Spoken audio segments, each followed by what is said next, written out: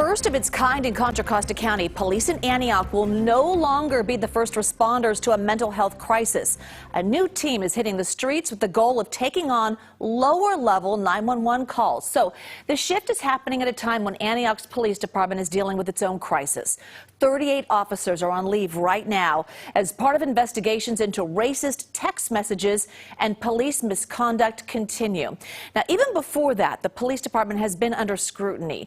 The new team is named after a man who died after being restrained by Antioch officers. And as John Ramos reports, his family is hopeful that the change in responsibilities could save lives.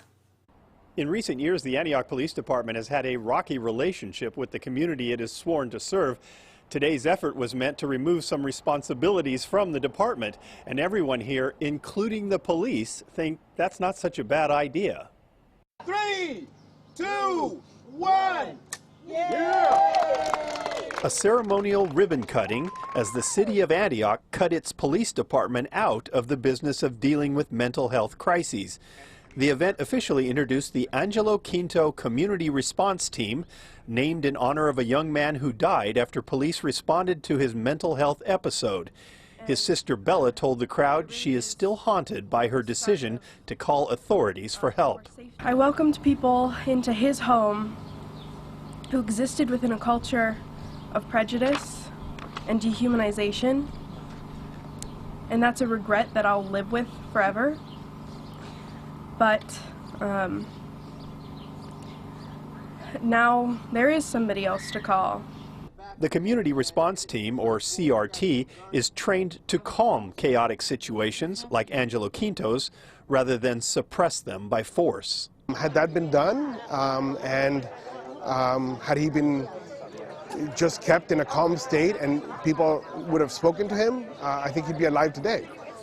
The CRT has quietly been operating in the city since February, and the company's CEO estimates they have relieved police of about 30% of their calls.